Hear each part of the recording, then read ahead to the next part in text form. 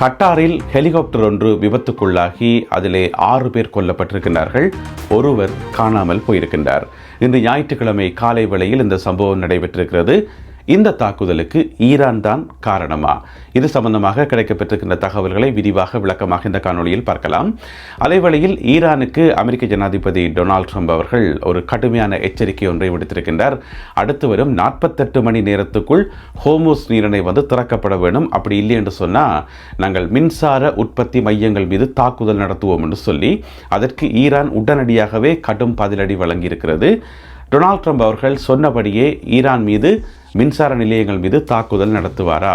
அது சம்பந்தமாகவும் பார்க்க இருக்கின்றோம். அதே வேளையில் இந்த எச்சரிக்கைக்கு பின்னால சில முக்கியமான காரணங்கள் எல்லாம் இருக்கின்றன. என்னென்ன காரணங்கள் என்பது சம்பந்தமாகவும் விரிவாக விளக்கமாக இந்த காணொளியில் பார்க்கலாம். தமிழடியான் வேர்ல்டு யூடியூப் சேனலுக்கு உங்கள் அனைவரையும் வருகவென அன்புடன் வரவேற்கின்றேன். வாருங்கள் காணொளிக்குள் போகலாம்.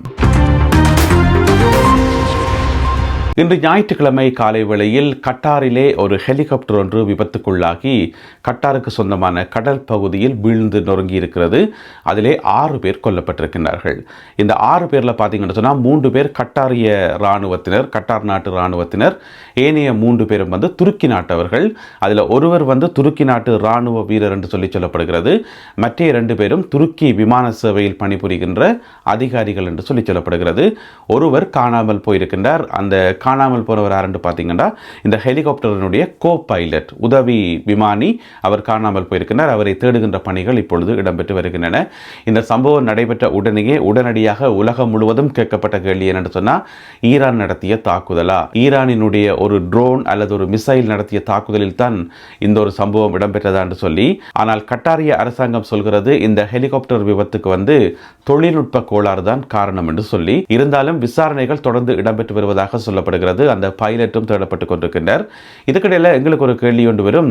அது சரி, துருக்கி நாட்டு ராணுவ வீரர் எப்படி அதில் போய் கொள்ள முடியும்? ஏனைய அதிகாரிகள் அங்கென்ன அலுவல் என்று கேட்டீங்கன்னு சொன்னால், துருக்கியும் கட்டாரும் இணைந்து கூட்டு ராணுவ பயிற்சியில் ஈடுபட்டார்கள், விமான பயிற்சியில் ஈடுபட்டார்கள் என்று சொல்லப்படுகிறது. அதனுடைய ஒரு கட்டமாக இன்று ஞாயிற்றுக்கிழமை இடம்பெற்ற இந்த பயிற்சியின் போதுதான் இந்த ஒரு சம்பவம் இடம்பெற்றிருக்கு என்று சொல்லி. என்ன பிரச்சனை சொன்னால், உண்மையிலேயே தொழில்நுட்ப கோளாறு காரணமாக அந்த ஹெலிகாப்டர் விழுந்து நொறுங்கி இருந்தாலுமே இப்ப நடக்கிற சம்பவங்கள், கட்டாருக்கு நடக்கிற சம்பவங்களை பார்க்கக்குள்ள கட்டாயம் இது ஈரானினுடைய தாக்குதலாக இருக்கலாம் என்று சொல்லி நம்புறதுக்கு நிறையவே வாய்ப்புகள் இருக்குது. இருந்தாலும் விசாரணை முடிவுகளுக்காக காத்திருப்போம். தொடர்ச்சியாக விசாரணைகள் இடம்பெற்று வருகின்றன.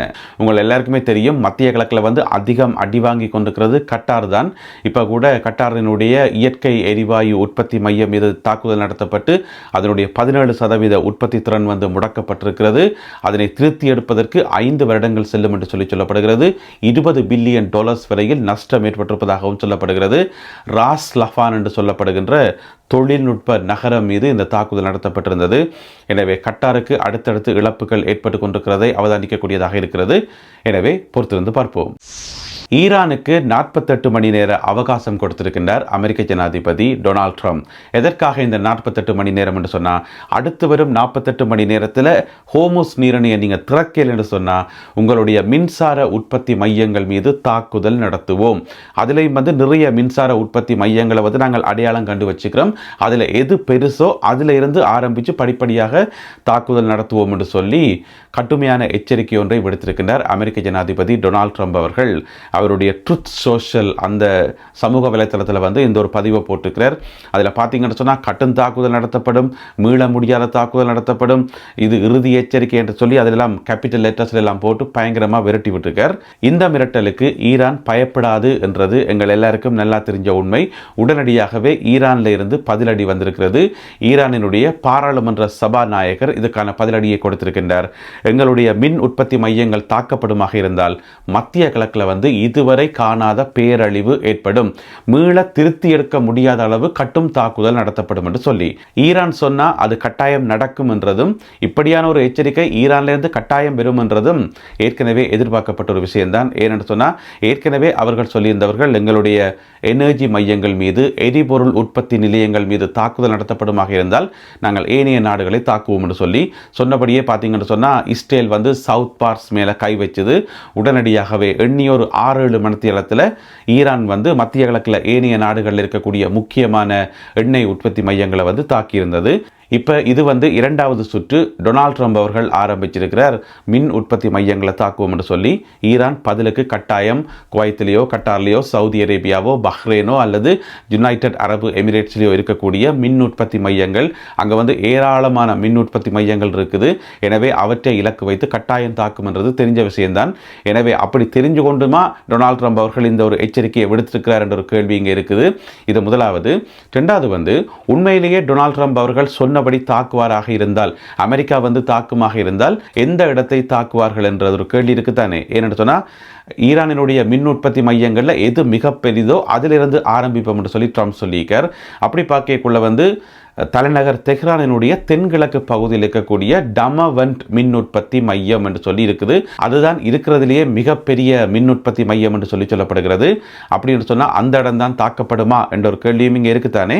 அதே வேளையில் ஈரானினுடைய இந்த மின் உற்பத்தி சம்பந்தமாக ஓரிரு தகவல்கள், அதாவது மத்திய கிழக்கிலே வந்து சவுதி அரேபியாவுக்கு அடுத்ததாக இரண்டாவது இடத்துல இருக்குது ஈரான். எதிலே என்று பார்த்தீங்கன்னு சொன்னால் அதிக அளவு மின்சாரத்தை உற்பத்தி செய்வதில். அதோட ஈரானினுடைய மின் உற்பத்தி பார்த்தீங்கன்னு சொன்னால் 80% அதிகமாக இயற்கை எரிவாயுவில் தங்கி இருக்கிறது. இயற்கை எரிவாயு நேச்சுரல் கேஸ் இருக்கு தானே, அதை பயன்படுத்தி தான் அங்கே மின் உற்பத்தி நடக்குது. அதுக்கு பிறகு ஒரு சொற்ப அளவில் அணுசக்தியை பயன்படுத்தி மின் உற்பத்தி நடக்குது. காற்றாலைகளை பயன்படுத்தி மின் உற்பத்தி செய்கிறது வந்து மிக மிக குறைவென்று சொல்லப்படுகிறது. ஈரானில் வந்து அந்த மாதிரியான செட்டப்புகள் இல்லை என்றே சொல்லலாம். அதே வேளையில் நீரோட்டத்தை பயன்படுத்தி டேம்களை பயன்படுத்தியும் மின் உற்பத்தி நடக்குது ஈரான். அதுவும் மிக குறைந்த அளவு என்று சொல்லப்படுகிறது. உதாரணமாக 3 முக்கியமான டேம்கள் ஈரானில் இருக்காம். கரூன் 3, கரூன் 4, அதே போல் ஷஹீத் அப்பாஸ் 4 என்று சொல்லப்படுற 3 விதமான டேம்கள், அதாவது நீர்த்தேக்கங்கள் இருக்காம். அதை பயன்படுத்தியும் சிறிதளவு மின்சாரம் உற்பத்தி செய்யப்படுது என்று சொல்லி, அதை விட இன்னும் ஒரு முக்கியமான சிஸ்டம் ஒன்று ஈரானில் இருக்குது மின்சாரத்தை உற்பத்தி செய்யறதுக்கு.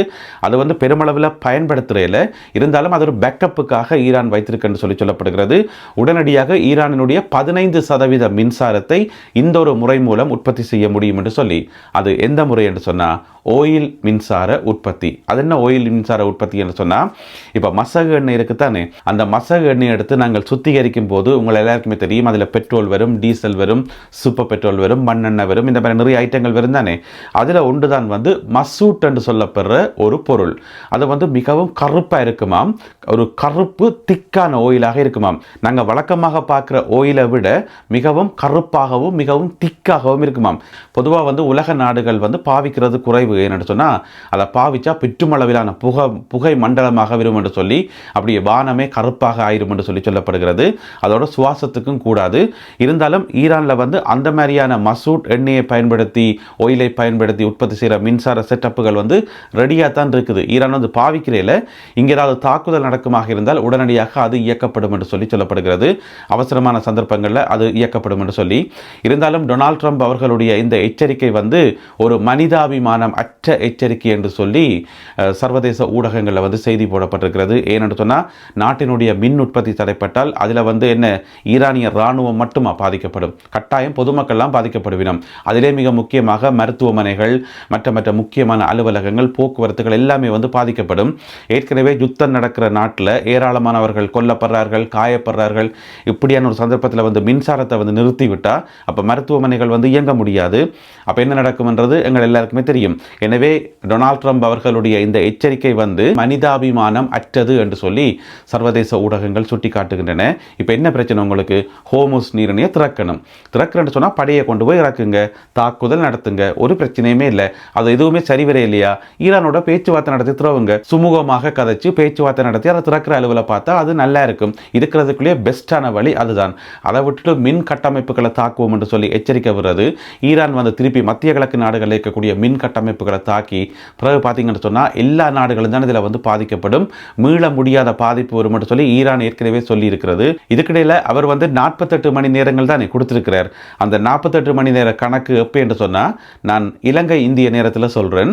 அதாவது செவ்வாய்க்கிழமை 24ஆம் தேதி செவ்வாய்க்கிழமை அதிகாலை 5:24 இலங்கை இந்திய நேரம், அதிகாலை 5:24 அதோட முடியுது. அவற்றை 48 மணி நேர அந்த காலக்கெடு வந்து அதோட முடியுது. அதுக்கு பிறகுதான் தாக்குதல்கள் ஆரம்பிக்கிற என்று சொன்னால் ஆரம்பிக்கணும். எனவே என்னதான் நடக்கப் போகுது என்பதை பொறுத்திருந்து பார்ப்போம். யுத்த களத்திலிருந்து மேலதிக தகவல்கள் கிடைக்கின்ற போது அவற்றையெல்லாம் தொகுத்துக்கொண்டு இன்னும் ஒரு காணொளியில் உங்களை நான் சந்திக்கின்றேன். அதுவரை நன்றி, வணக்கம்.